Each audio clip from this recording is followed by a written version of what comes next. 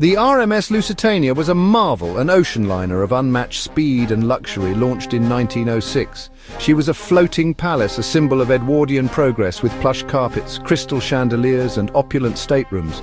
But beneath the elegance, she was built for war, her decks reinforced for guns, her holds ready for troops and munitions. When World War I erupted, Lusitania's role blurred: officially a passenger liner, unofficially a vessel aiding the British war effort. She carried people, mail and crucial war materials from the neutral United States to Britain, making her a target. The rules of naval warfare were changing. German U-boats now prowled the Atlantic, sinking ships without warning. In February 1915, Germany declared the waters around Britain a war zone. Any Allied ship could be sunk. The German embassy even warned Americans in newspapers, "Sail at your own risk." Despite the warnings, Lusitania continued her crossings, a beacon of peacetime elegance in a world at war. Her dual identity, civilian and military, placed her in grave danger. The stage was set: a grand ship, a new kind of warfare, and a looming tragedy. The world watched as Lusitania sailed into waters where old rules no longer applied. She was a symbol of peace, yet a tool of war, her fate now tied to the conflict engulfing Europe.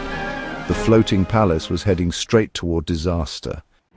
The hunter was Kapitänleutnant Walter Schwieger, commander of the German U-20 submarine. His target, the Lusitania, making her 202nd Atlantic crossing under Captain William Turner.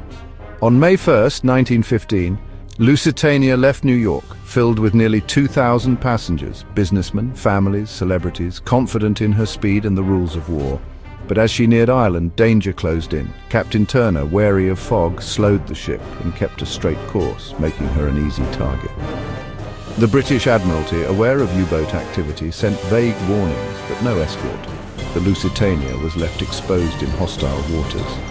Below, Schwieger watched through his periscope as the great liner approached. He saw not a passenger ship, but an enemy auxiliary cruiser. Fair game under German orders. At 2:10 p.m. on May 7th, Schwieger fired a single torpedo. The deadly missile raced toward Lusitania, sealing her fate. In moments, the floating palace would become a battlefield. The hunter had found his prey. The world would soon be changed forever.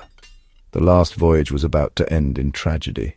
The torpedo struck Lusitania's starboard side with a thunderous explosion. Moments later, a second larger blast tore through the hull, causing the ship to list sharply. Panic erupted. Lifeboats swung wildly. Crew and passengers scrambled for safety. The severe tilt made launching lifeboats nearly impossible. Many were smashed or spilled their occupants into the sea. In just 18 minutes, the grand liner was doomed. Captain Turner tried desperately to beach the ship, but the damage was too great. Water poured in, lights failed, and chaos reigned. At 2:28 p.m., Lusitania slipped beneath the waves. Over 1,000 people were left struggling in the cold, oil-slicked water. Hypothermia and drowning claimed many lives. Of nearly 2,000 aboard, 1,198 perished, including 128 Americans. The sinking was a human catastrophe, not just a maritime disaster. The world was left in shock. The age of innocence at sea was over. News of the Lusitania's sinking stunned America. The loss of 128 American lives turned distant war into personal tragedy. Newspapers blared headlines, survivor stories and casualty lists fueled outrage. Isolationist sentiment began to shift. Many now saw Germany as a ruthless aggressor. Former President Theodore Roosevelt demanded war, calling the attack piracy.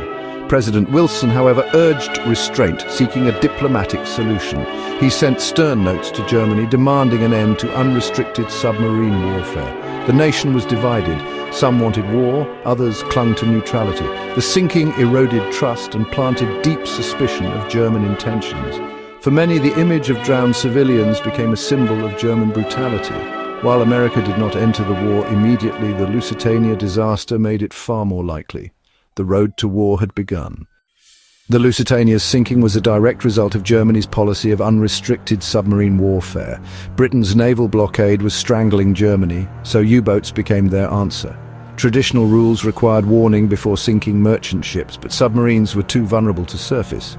Germany declared the seas around Britain a free fire zone. Any ship, even neutral, could be sunk without warning. This policy put Germany on a collision course with the United States, which defended freedom of the seas. The Lusitania disaster triggered diplomatic outrage. Germany promised to scale back attacks on passenger liners, but by 1917, desperate to break the British blockade, Germany resumed unrestricted submarine warfare. They gambled they could win before America could intervene. The Lusitania was an early, tragic warning of the consequences. The policy would ultimately help bring the United States into the war. Submarine warfare had changed the rules and the world. The seas were now battlefields and civilians were no longer safe. The stakes had never been higher. After the sinking, questions swirled. Why was Lusitania left unescorted? Did the British Admiralty, led by Winston Churchill, deliberately expose her to danger? Some believe the British wanted to provoke American entry into the war. Evidence includes the withdrawal of a destroyer escort and vague warnings to Captain Turner, despite knowing a U-boat was nearby.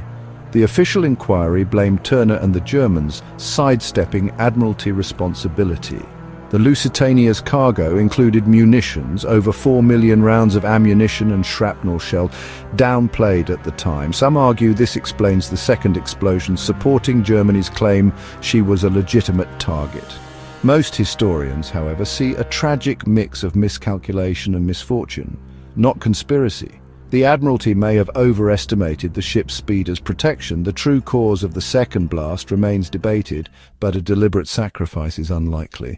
The tragedy was more a result of chaos and error than cold-blooded plot. The Lusitania's sinking was a turning point, reshaping the First World War and public opinion. It gave the Allies a powerful propaganda tool, painting Germany as a ruthless aggressor.